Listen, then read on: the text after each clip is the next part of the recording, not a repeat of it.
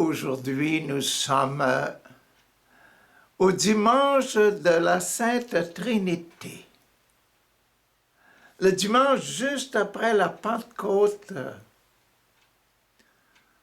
Dimanche passé, je vous parlais de l'équipe des apôtres qui ont été reconstitués jusqu'à 12 pour faire un corps complet, un homme complet sur lequel va descendre l'Esprit de Dieu. Et ils étaient plus que 12 quand ils ont reçu l'Esprit Saint, la lampe de feu, là, la langue de feu. Avec le vent, etc. Ils parlaient différentes langues. Ils étaient plus que 12, ils étaient 120. Avec la Vierge Marie qui était très contente de voir l'Esprit de Jésus couvrir les 120. Comme elle avait été couverte de l'Esprit Saint pour concevoir Jésus.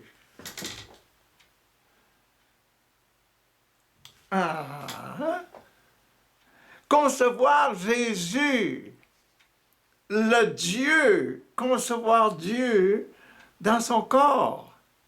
Là, avec la descente du Saint-Esprit, c'est concevoir Jésus, la spiritualité de Jésus dans notre corps. Qu'est-ce que fait l'Esprit de Jésus dans l'Église? Avec tous les miracles, il parlait en langue, les prophéties et toutes sortes. C'est ce que fait l'Esprit Saint. Et aujourd'hui, on parle de cette présence de Dieu complet là. Le Père, le Fils et le Saint-Esprit présents en nous comme Église, comme fils pluriel, les fils de Dieu, les filles de Dieu. Ah, que c'est beau! Comme fils et filles de Dieu, nous devrions avoir à l'intérieur de nous la Sainte Trinité. Aux Philippines, je suis rentré dans le mouvement de la Sainte Trinité. Le prêtre de la paroisse m'a demandé, quand je lui ai demandé, est-ce que vous me permettez d'aller... non, c'est lui qui m'avait dit, Frère Richard, vous ne pourriez pas aller dans le groupe de la Sainte Trinité, là, vu que vous êtes dans le groupe de charismatique, vous ne pourriez pas aller dans le groupe de la Sainte Trinité et leur donner un homélie? J'ai dit, qu'est-ce que vous voulez que je parle là? Il dit, parlez-leur de la Sainte Trinité. J'avais apporté tout mon Bataclan, mon triangle, gling, etc., avec une petite baguette de fer pour cogner, pour sentir le son, etc. J'étais tout feu, tout flamme pour donner ma première leçon du Saint-Esprit. Mais savez-vous qu'à partir de ce moment-là, ils voulaient m'avoir partout. Fait que j'ai resté avec eux autres, j'ai fait prier sur moi, etc. Et j'ai reçu aussi énormément du Saint-Esprit, de l'Esprit de Jésus, qui m'a donné beaucoup de joie, de paix. Et il faisait accompagner mes journées de ce que l'Esprit met dans le cœur des chrétiens. Aujourd'hui, donc, le jour, le dimanche de la Sainte Trinité, le dimanche de Dieu reconstitué Père, Fils et Saint-Esprit. Et l'Église catholique, qu'est-ce qu'elle va faire? Je suis sûr que l'Esprit Saint a mis dans les lectures, des lectures de la messe d'aujourd'hui, tout ce qu'il faut pour le connaître, pour l'aimer, pour aimer la Sainte Trinité. Les lectures choisies ont été soufflées par le Saint-Esprit. La première lecture est dans le Deutéronome et elle parle du Père. Papa mon Dieu parle de notre Père. Elle va comme suit. Moïse, Moïse disait au peuple, interrogez donc les temps anciens qui ont précédé depuis le jour où Dieu créa l'homme sur la terre. D'un bout du monde à l'autre, est-il arrivé quelque chose d'aussi grand? A-t-on jamais connu rien de pareil? Est-il un peuple qui ait entendu comme toi la voix de Dieu parlant au milieu du feu et qui soit resté en vie? C'est comme si Dieu parlait à Moïse puis lui disait ça, cette phrase-là, puis il dit, hein? Est-ce que c'est possible ça qu'un Dieu, moi Yahvé, je te parle et puis que tu restes en vie et que je te parle dans le buisson ardent, le buisson en flammes? Dimanche passé, hein, les flammes de feu hein, sur chacune des têtes. Le grand vent hein, qui change tout, là, qui bouleverse tout. Ah! Rappelez-vous des temps anciens, rappelez-vous que Dieu a choisi, que Dieu vous a choisi, vous et moi. Rappelez-vous ça, et que Dieu est votre Père. Est-il un Dieu qui est entrepris de choisir une nation, de nous choisir, nous, chacun de nous? Il a commencé par des petits Juifs, et nous étions des petits Canadiens. J'étais en Philippines, des petits Philippinos, des petites Philippinas. Hein? J'étais en Afrique. Les Noirs, et ils recevaient l'Esprit Saint aussi, et ils me parlaient de tout ce qu'ils recevaient, tout ce qu'ils voyaient de beau et les miracles qui se faisaient dans leur groupe. Ah, c'est formidable, Maman Nangaï, disent les Africains. Que c'est beau! Maman Nangaï, c'est Maman Marie, hein? Ma mère, à moi, ma maman, l'Esprit Saint qui habitait Marie depuis sa conception. Je suis l'Immaculée Conception. Est-il un Dieu qui est entrepris de te choisir, toi et moi? Est-ce qu'il y a un autre Dieu qui t'a choisi, toi et moi? De venir apprendre au milieu d'une autre, venir te prendre au milieu des autres, là. Regardez ceux qui ne vivent pas leur vie chrétienne alentour de vous. Il y en a un tas, hein? Mais vous la vivez. Ah, que c'est formidable, que c'est formidable. Bon, de venir prendre une nation au milieu d'une autre à travers les épreuves, des signes, des prodiges, des combats, à main forte et à bras étendus et par des exploits terrifiants. Imaginez-vous passer la mer Rouge à pied sec. Le vent qui pousse les vagues, faire un grand chemin, une grande route nationale, et puis le peuple juif passe à travers, et puis quand c'est fini, quand les derniers sont passés, à nouveau, et les Égyptiens, les soldats, tout ça, là, engloutis dans l'eau. Ah! Sache-le, rappelle-toi-le bien, et mets ça dans ton cœur, et médite cela dans ton cœur. C'est le Seigneur qui est Dieu. C'est notre papa qui est le bon Dieu. le Seigneur qui est Dieu. Jésus est remonté au ciel, et l'Esprit et le Père et tout ça, c'est le Seigneur. C'est le Seigneur qui est Dieu, là-haut dans le ciel, comme ici-bas sur terre. Il est ici maintenant avec le Saint-Esprit. Et ses miracles, et sa connaissance. Pour jouir de l'Esprit Saint, il faut se donner à l'Esprit Saint. Donnez-vous à l'Esprit Saint, vous allez voir. Il faut faire l'expérience de Dieu pour bien le connaître et puis bien prier. Il faut faire l'expérience de Dieu. Priez, priez et demandez au Seigneur de faire l'expérience de Dieu. Ah, il est bas sur terre. Il n'y en a pas d'autre. Il n'y a pas d'autre Dieu. Il y a seulement lui. Le Père, le Fils et le Saint-Esprit qui font et le triangle et l'unité.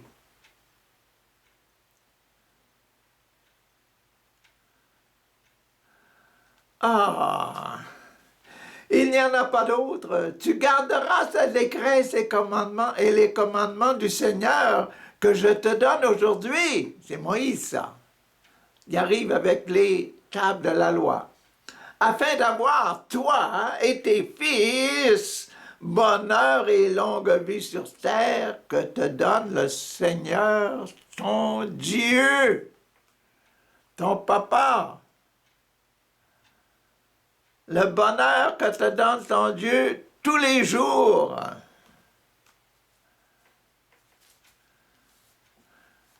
Donc, dans la première lecture, l'Église nous parle de notre papa qui nous a choisis et qui nous a envoyé une partie de lui-même, son Fils. Ah, bon, la deuxième lecture, il va nous parler du Fils qui a été envoyé par le Père, le Fils. Ah, OK. Lecture de la lettre de Saint Paul, apôtre aux Romains. Je ne peux pas vous dire quel est le sacrement qui est en ligne aujourd'hui avec les épîtres aux Romains parce que je n'ai pas parcouru, je n'ai pas fait l'étude des sacrements dans les épîtres. C'est quand même la même chose tantôt dans le Deutéronome. Ouais, dans le Deutéronome, je n'ai pas vu le Deutéronome avec la méthode de chercher tous les sacrements 1, 2, 3, 4, 5, 6, 7. Alors, je vais le voir tantôt. Tantôt, je vous dirai où nous sommes dans l'Évangile. Mais aujourd'hui, là, ici, là, on est dans la lettre de Saint Paul apôtre aux Romains. Et on est dans le numéro 8. Wow! Probablement au sujet du baptême. 1, 2, 3, 4, 5, 6, 7, 8. 1, 2, 3, 4, 5, 6, 7. Puis là, on tombe dans le chapitre numéro 8. Probablement que le chapitre numéro 8 va parler du baptême. Tous ceux qui le laissent conduire par l'Esprit, qu'est-ce que c'est que le baptême?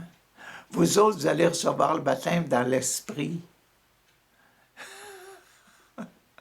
Vous voyez comme ça tombe juste.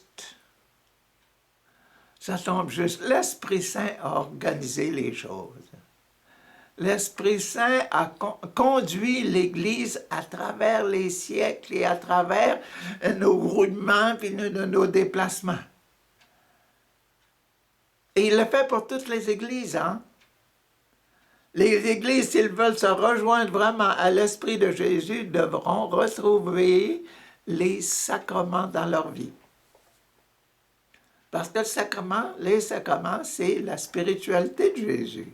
Tous ceux qui laissent se conduire par l'Esprit de Dieu, ceux-là sont fils de Dieu. Ah. Voyez-vous, je disais, la première lecture vous parle du Père. La deuxième, l'Esprit Saint a conduit notre Église à choisir des textes. Le premier texte, choisissons le Père. Hein? Le deuxième texte, montrons le Fils. Ah, voilà. Tous ceux qui se laissent conduire par l'Esprit de Dieu, ceux-là sont fils de Dieu. Quel est l'Esprit de Jésus? L'Esprit de Jésus, je vous ai parlé l'autre jour de l'Esprit de Jésus, que c'était né de la Vierge Marie, a souffert Ponce Pilate, a été crucifié, est mort, a été enseveli, est descendu aux enfers, est monté troisième jour est resté les morts, est monté aux cieux, est assis à la droite de Dieu, le Père Tout-Puissant, où il viendra juger les vivants et les morts. Ça, c'est l'Esprit de Jésus, donner sa vie pour enlever les péchés du monde. C'est bien vrai, et c'est ça. L'esprit des fils de Dieu, c'est ce que nous devons avoir. Nous devons essayer de prendre l'esprit de Jésus, donner. Vous autres, les parents, donnez à vos enfants. Vous autres, les catéchistes, donnez à tous ceux qui se préparent au baptême. Vous autres, les professeurs, donnez à vos élèves l'Esprit de Jésus. Et les prêtres, donnez Jésus, donnez l'Esprit. Expliquez la vie de Jésus. L'Esprit de Jésus, il l'a fait passer dans sa vie. Il veut enlever les péchés du monde en mourant sur la croix.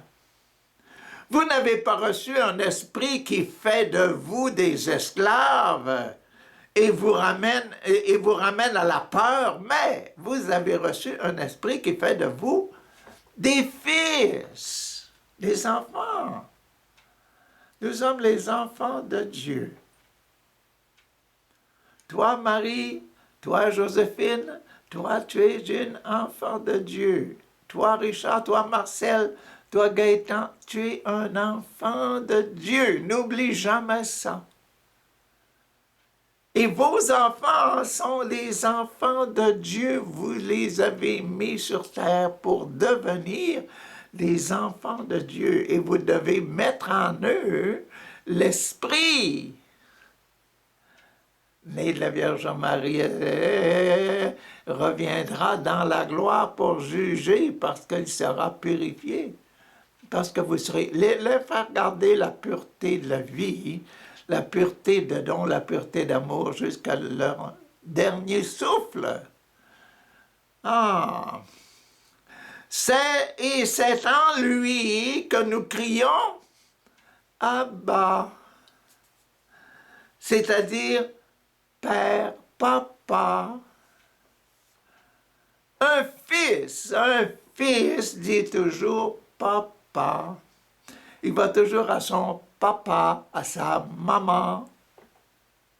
Et pour nous, la maman, c'est Maman Marie et c'est l'Église. L'Église, la grande maison sur laquelle on va comme des enfants, comme la maman amène les enfants au monde spirituellement. C'est pour ça que la fonction des mamans, c'est de donner aux enfants la spiritualité de Jésus. C'est si beau. Et on parle de ça dans ce dimanche-ci, le dimanche de la Sainte Trinité. Mettre Jésus dans nos vies, c'est ça que le Père veut. Il nous a envoyé Jésus pour le mettre dans nos vies. C'est donc l'Esprit Saint lui-même qui atteste à notre esprit, à notre intelligence, que nous sommes des enfants de Dieu. Mets-toi ça dans la tête, là. Que tu es un enfant de Dieu. Tu es un fils de Dieu, tu es une fille de Dieu. Hein? Puisque nous sommes des enfants, nous sommes aussi des héritiers. Ah! Qu'est-ce qu'on peut hériter de Jésus? Ben, elle est de la Vierge Marie. Hein? Il enlève les péchés. Enlever les péchés de ma vie. Et enfin, vivre dans la gloire avec Dieu le Père, la dernière main, là, au bout de la main. C'est l'héritage, le ciel. Hein? Héritier de Dieu, héritier avec le Christ, avec Jésus.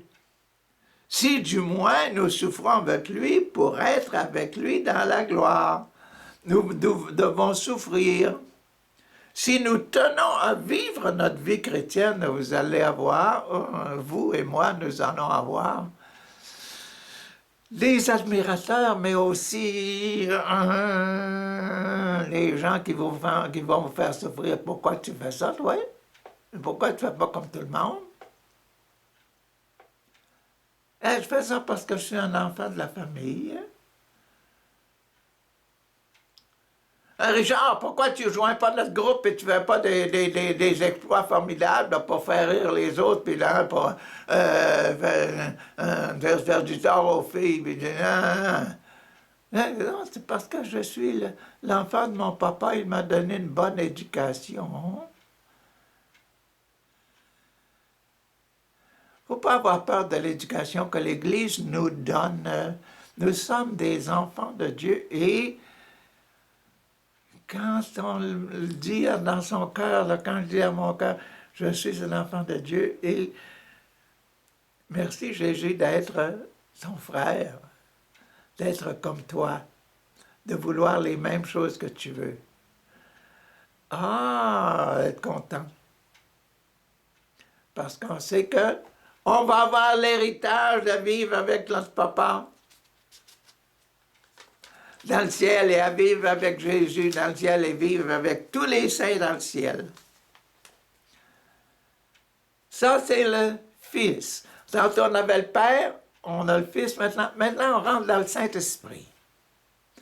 Le Saint-Esprit, l'Évangile, va nous parler de l'Esprit Saint.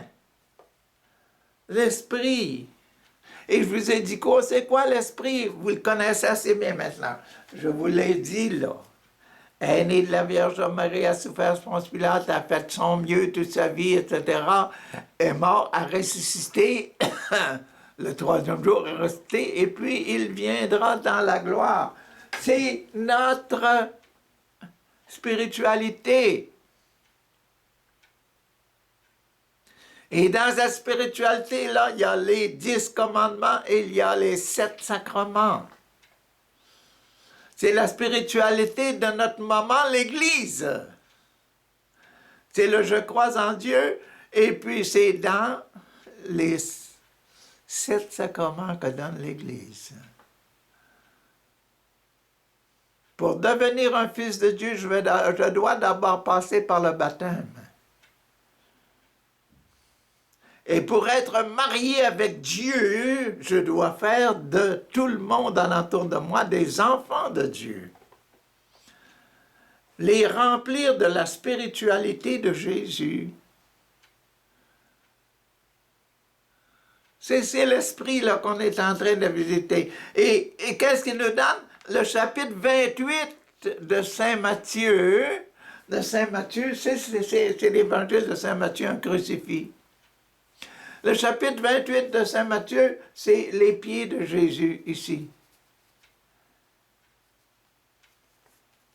La fin de l'évangile de Matthieu, c'est le mariage, le sacrement du mariage, le sacrement de la fidélité.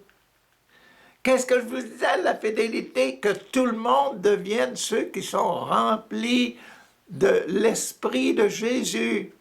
Pourquoi? Parce que Jésus commence, quand il est devenu, il dit, Jean-Baptiste dit, celui-là, c'est celui qui baptise dans l'esprit. Donc la fidélité de Dieu et ma fidélité à moi, ta fidélité à toi, c'est d'être un enfant de Dieu, devenir un enfant de Dieu et pour l'éternité.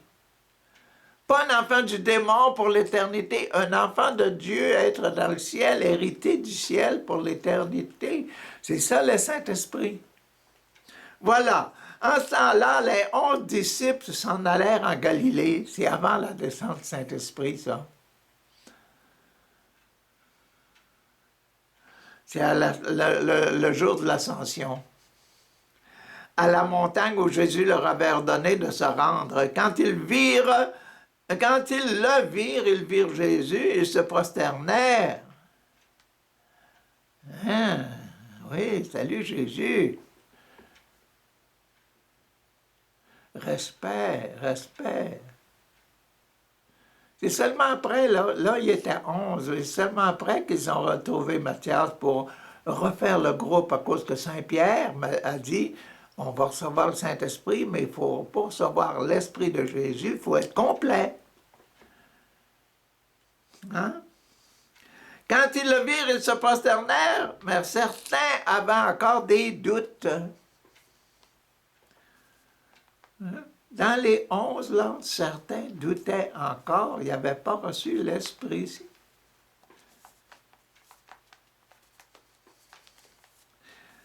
Pour recevoir l'Esprit Saint, hein, il ne faut pas penser que l'Esprit est comme beaucoup disent aujourd'hui. Je n'ai pas besoin d'aller à messe à l'église là, pour recevoir le corps, le sang de Jésus. Là.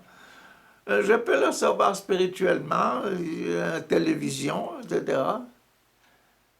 Mais remarque, dans le temps de la Pentecôte, c'est pas tout le monde qui a reçu la Pentecôte ce jour-là. Là. Puis les autres fois que la Pentecôte, que l'Esprit Saint est descendu sur des groupes, là, c'est quand il y avait un apôtre là, qui faisait les choses. Ça veut dire que quand il y a un lieu bien déterminé et un ministre bien déterminé, que l'Esprit travaille beaucoup plus fortement. Les gens qui voulaient se faire guérir, là, ils couraient après Jésus. Ils allaient où est-ce que Jésus se montrait. Où est-ce que Jésus se montre? Il se montre dans nos églises. Il se montre dans nos réunions chrétiennes où les gens disent, Jésus dit, si vous êtes 2, 3 réunis en mon nom, je suis au milieu de vous. Il faut aller à l'endroit où Jésus est au milieu.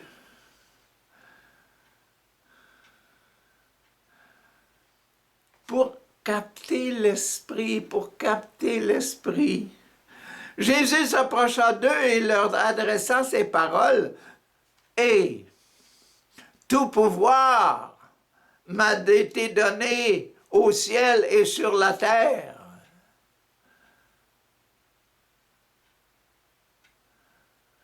C'est ça que Jésus leur a dit. « Hey, tout pouvoir m'a été donné au ciel et sur la terre par mon Père. »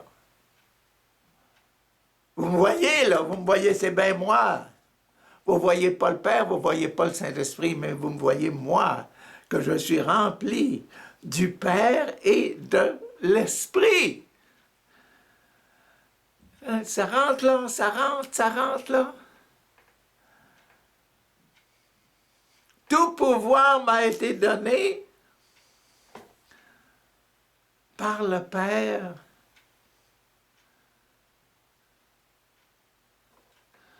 Ah!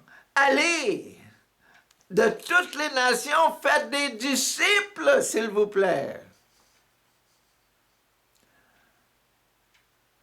Voyez votre mission. Allez dans le monde entier, faites des disciples. Faire des disciples, c'est quoi? Faire rentrer l'Esprit de Jésus dans le cœur des autres. Vous voyez là que c'est quoi le Saint-Esprit? C'est quoi le Saint-Esprit? C'est bien ça, c'est l'Esprit de Jésus qui travaille. Et cet Esprit-là de Jésus, il travaillait dans le temps que Jésus était sur la terre. Le nombre de personnes que Jésus a guéries, hein, quand vous lisez les évangiles, hein, tout ce qui s'est produit, toutes les leçons qui sont là dans Matthieu, Marc, Luc et Jean. C'est formidable, hein? Ben oui. Allez! De toutes les nations, faites des disciples. 1. Baptisez-les.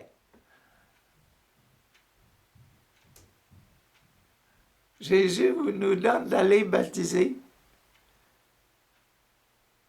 Mais nous sommes des remplis de Jésus, remplis de l'Esprit de Jésus.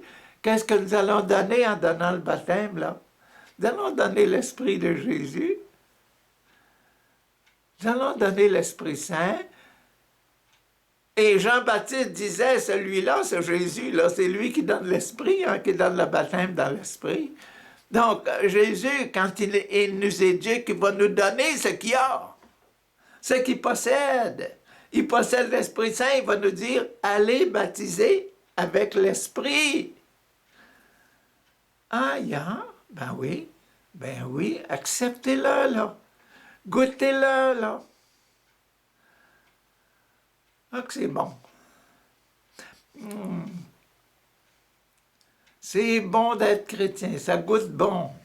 Un bon chrétien, il goûte bon, il goûte bon. Baptisez-les au nom du Père, du Fils et du Saint-Esprit. Apprenez-leur à observer les commandements, à observer ce que je vous ai donné, les 10 commandements. Apprenez-leur.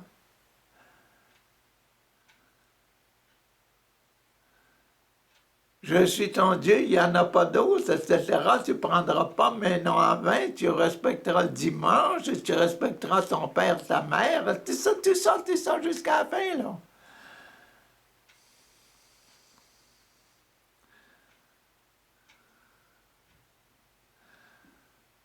Ah! Apprenez-leur à observer tout ce que je vous ai commandé. Et moi, je suis avec vous jusqu'à la fin pour toujours, jusqu'à la fin du monde. Comment ça? Je te vois plus. T'es disparu, t'es monté au ciel. Puis tu dis, je suis avec vous. C'est quoi qui est avec nous? C'est l'Esprit. Ce que nous avons dans notre cœur aujourd'hui, c'est ce que nous avons dans notre tête aujourd'hui. Tout le bien que nous faisons, quand nous donnons une pomme à quelqu'un, quand nous donnons un verre d'eau à quelqu'un, quand nous allons soulager quelqu'un, quand nous allons défendre quelqu'un qui est en difficulté, là, sa maison était brûlée, quand on va lui aider à reconstruire sa maison, notre voisin, là, qu'est-ce qu'on fait? L'Esprit de Jésus qui nous mène.